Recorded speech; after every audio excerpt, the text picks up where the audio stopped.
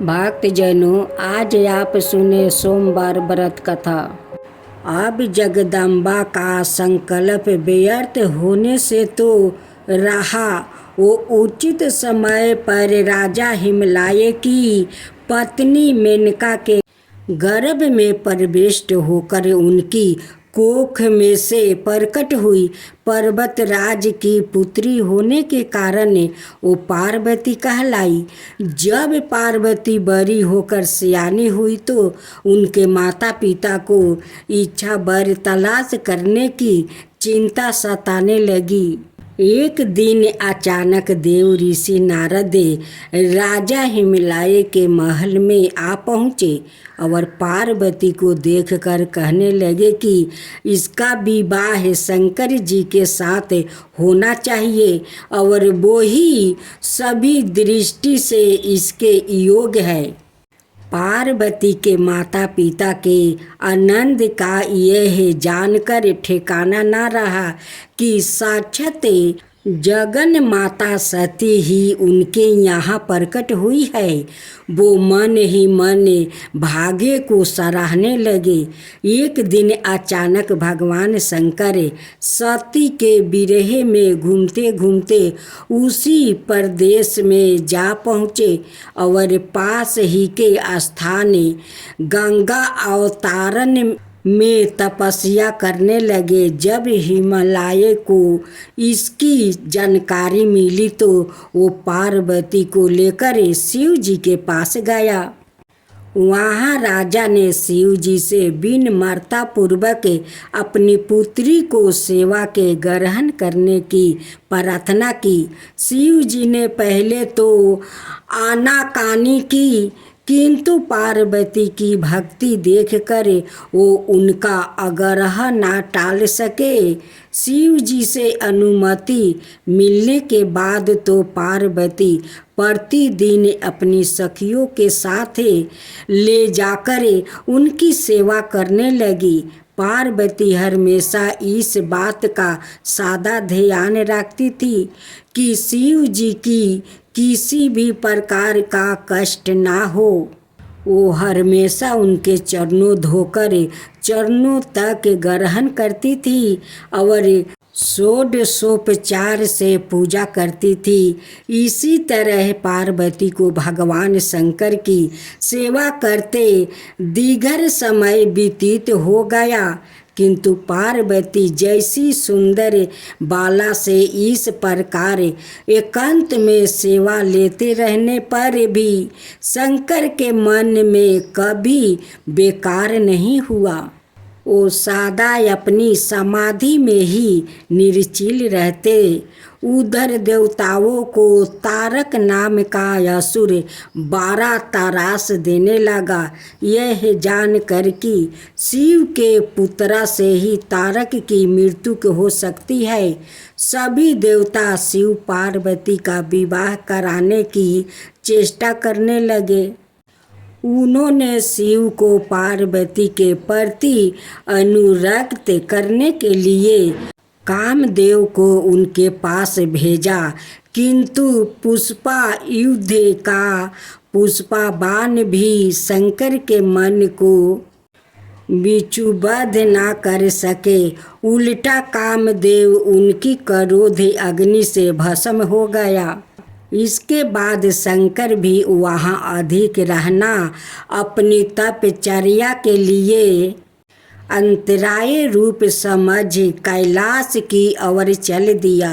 पार्वती को शंकर की सेवा से चिंतित होने का बड़ा दुख हुआ, किंतु उन्होंने निराश ना होकर अब की बार तप द्वारा शंकर को संतोष करने की मन में ठानी।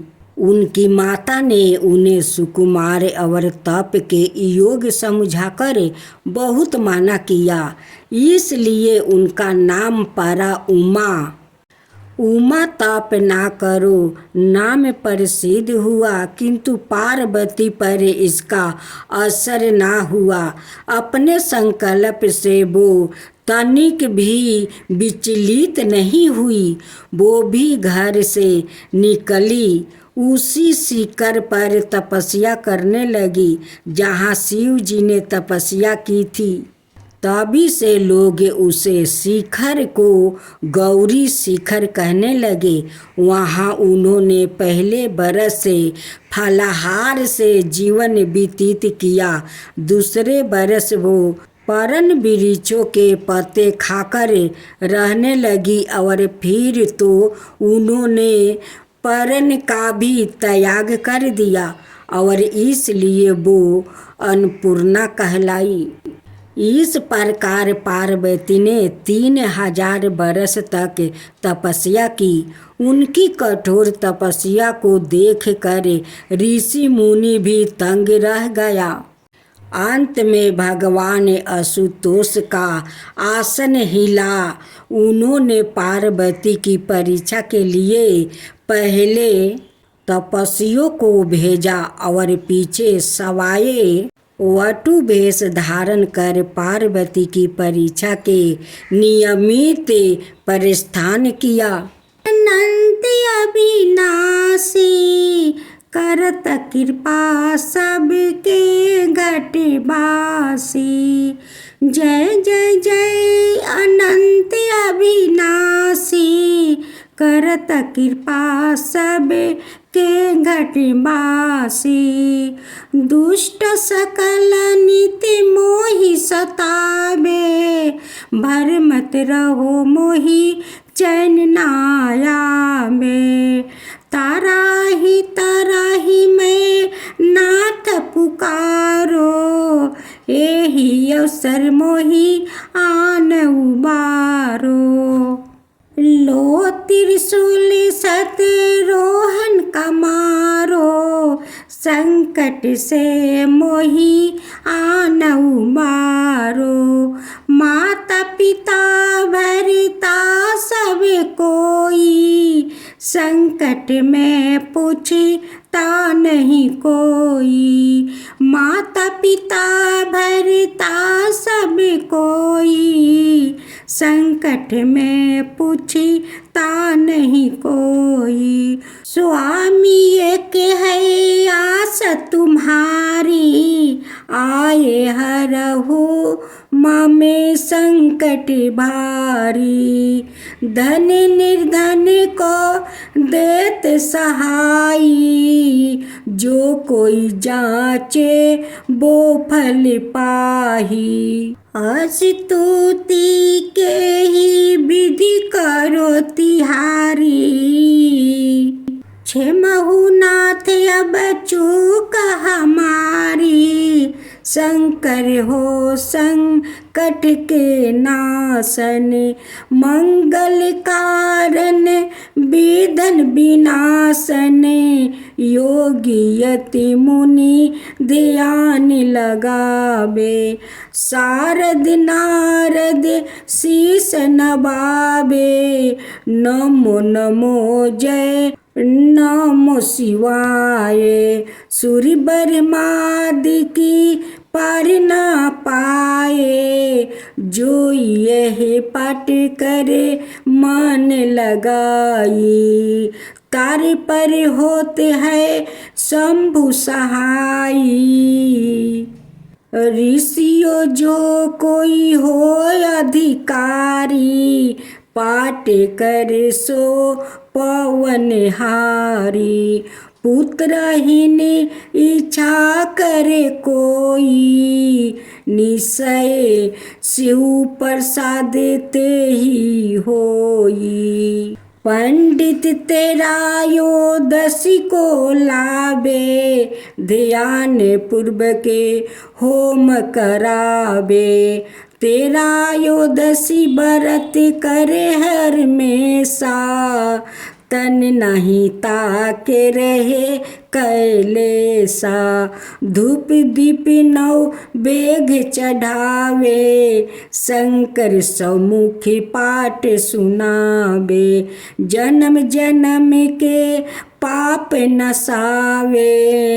अंत बासे शिव पूरी में पावे।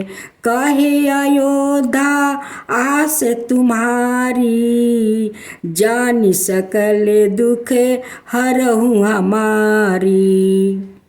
कहे अयोध्या आस तुम्हारी, जान सकल दुख हरहु हमारी, हरहु हमारी।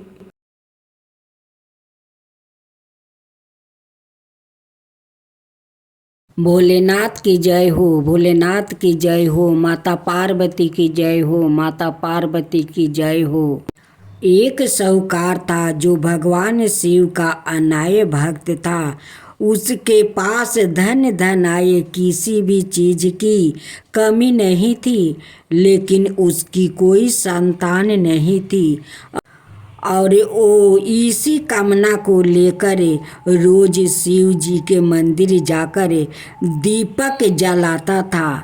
उसके इस भक्ति भाव को देखकर एक दिन माता पार्वती ने शिव जी से कहा कि प्रभु, यह साहूकार आपका अनय भक्त है, इसको किसी बात का कष्ट है तो आपको उसे अवश्य दूर करना चाहिए। शिव जी बोले कि हे पार्वती, इस साहूकार के पास पुत्र नहीं है, यह इसी से दुखी रहता है। माता पार्वती कहती है कि हे ईश्वर, कृपा करके इसे पुत्र का वरदान दे दीजिए। तब भोलेनाथ ने कहा कि हे पार्वती, साहूकार के भाग्य में पुत्र का योग नहीं है। ऐसे में अगर इसे पुत्र प्राप्ति का वरदान मिल भी गया तो वो केवल 12 बरस की आयु तक ही जीवित रहेगा। यह सुनने के बाद भी माता पार्वती ने कहा कि हे प्रभु, आपको इस साहूकार को पुत्र का वरदान देना ही होगा। अनाथ भक्त क्यों आपकी सेवा पूजा करेंगे। माता के बार बार कहने से भोलेनाथ ने साहूकार को पुत्र का वरदान दे दिया, लेकिन यह भी कहा कि वो केवल 12 बरस तक ही जीवित रहेगा। साहूकार यह सारी बातें सुन रहा था, इसलिए उसे ना तो खुशी हुई और ना ही दुख। वो पहले की तरह भोलेनाथ की पूजा अर्चना करता रहा। उधर सेठानी गर्भवती हुई और 9 महीने के बाद एक सुंदर सा बालक की प्राप्ति हुई। परिवार में खूब उत्साह मनाया गया, लेकिन साहूकार पहले ही की तरह रहा और उसने लड़का की 12 बरस की आयु का जिक्र किसी से भी नहीं किया। जब बालक 11 बरस की आयु हो गई तो एक दिन साहूकार की सेठानी ने बालक के विवाह के लिए कहा। तो साहूकार ने कहा कि वो अभी बालक को पढ़ने के लिए काशी जी भेजेंगे। इसके बाद उसने बालक के मामा जी को बुलाया और कहा कि इसे काशी पढ़ने के लिए ले जाओ और रास्ते में जिस भी स्थान पर रुकना, वहाँ यज्ञ करते और ब्राह्मणों को भोजन कराते हुए आगे बढ़ना। उन्होंने भी इसी तरह करते हुए जा रहे थे कि रास्ते में एक राजकुमारी का विवाह था। जिससे उसका विवाह होने वाला था वो एक आँख से काना था। तो उसके पिता ने जब अति सुंदर साहूकार के बेटे को देखा तो उनके मन में आया कि क्यों ना इसे ही घोड़ी पर बैठाकर शादी के सारे कार्य संपन्न करवा लिया जाए। तो उन्होंने मामा से बात की और कहा कि इसके बदले में वो अथाह धन देंगे। तो वो भी राजी हो गया। इसके बाद साहूकार का बेटा विवाह की वेदी पर बैठा और जब विवाह कार्य संपन्न हो गया तो जाने से पहले उसने राजकुमारी की चदरी के पल्लू पर लिखा कि तेरा विवाह तो मेरे साथ हुआ, लेकिन जिस राजकुमार के साथ भेजेंगे वो तो एक आँख का काना है। इसके बाद वो अपने मामा के साथ काशी के लिए चल गया। उधर जब राजकुमारी ने अपनी चुनरी पर यह लिखा हुआ पाया तो उसने राजकुमार के साथ जाने से मना कर दिया। तो राजा ने भी अपनी पुत्री को बारात के साथ विदा नहीं किया। बारात वापस लौट गई। उधर मामा और भांजे काशी पहुंच गए थे। एक दिन जब मामा ने जग रचा रखा था और भांजा बहुत देर तक बाहर नहीं आए तो मामा ने अंदर जाकर देखा तो भांजे का प्राण निकल चुके थे। वो बहुत परेशान हुए, लेकिन सोचा कि अभी रोना पीटना मचाया तो ब्राह्मण चल जाएंगे और जग का कार्य अधूरा रह जाएगा। जब जग संपन्न हुआ तो मामा ने रोना पीटना शुरू किया। उसी समय शिव पार्वती उधर से जा रहे थे तो माता पार्वती ने शिव जी से पूछा, हे प्रभु, ये कौन रो रहा है? तभी उन्हें पता चलता है कि यह तो भोलेनाथ के आशीर्वाद से जन्म हुआ साहूकार का पुत्र है। तब माता पार्वती कहती है कि हे स्वामी, इसे जीवित कर दीजिए।